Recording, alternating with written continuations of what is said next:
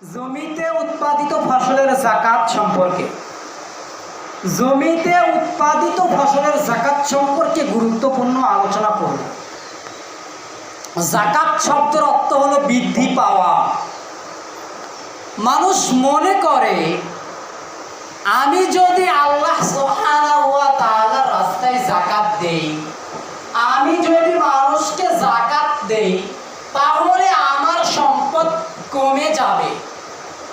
আর শয়তানও মানুষকে এটাই বোঝায় যে যাকাত দিলে তোমরা ফকির হয়ে যাবে, যাকাত দিলে তোমরা মিসকিন হয়ে যাবে, গরিব হয়ে যাবে।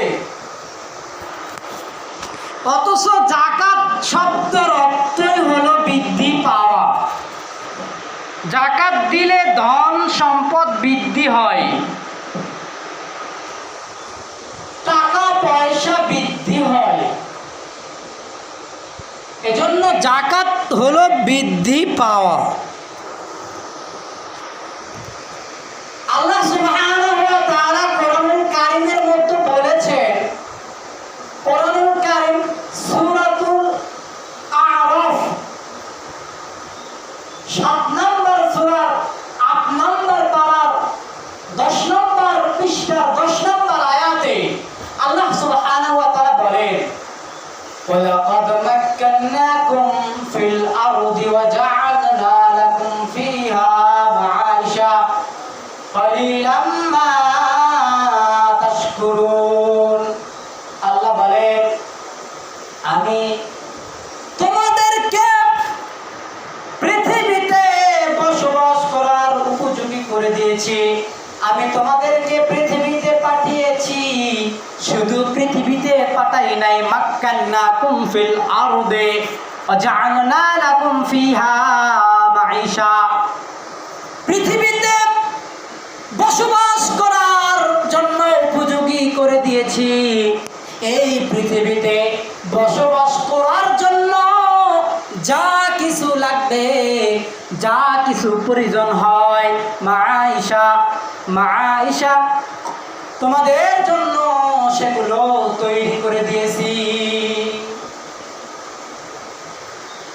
আমরা পৃথিবীতে আসার পরে, যদি আমরা পৃথিবীতে আসার পরে বসবাস করতাম, যদি খাবার না থাকতো, তাহলে আমরা না খেয়ে মারা যাইতাম।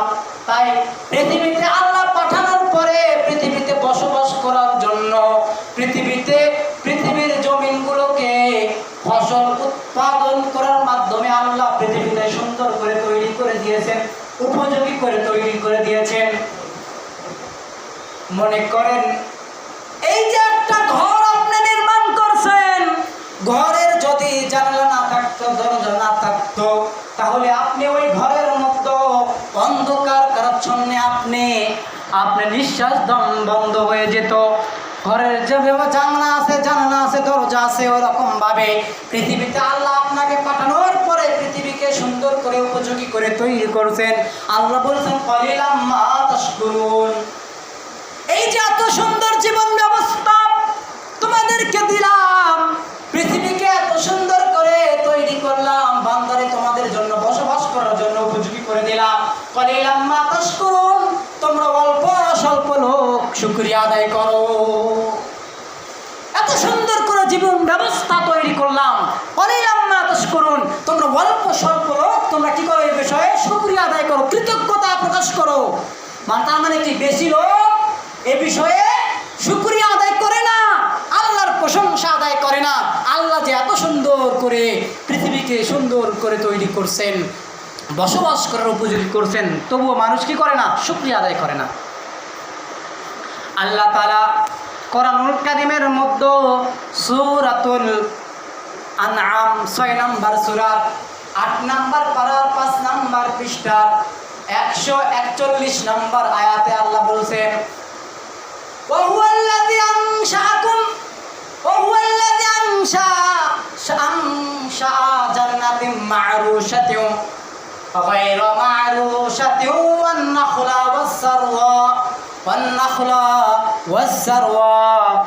والزرع مختلفا أكله والزيتون والرمان মুতাশাবিহাও ওয়া গায়রা মুতাশাবিহি কুলু মিন সামারি ইযা আসমারা আয়াতু হাক্কাহু ইয়াওমা হাসাদিহি ওয়া লা তুসরিফু ইন্নাহু লা ইউহিব্বুল মুসরিফিন।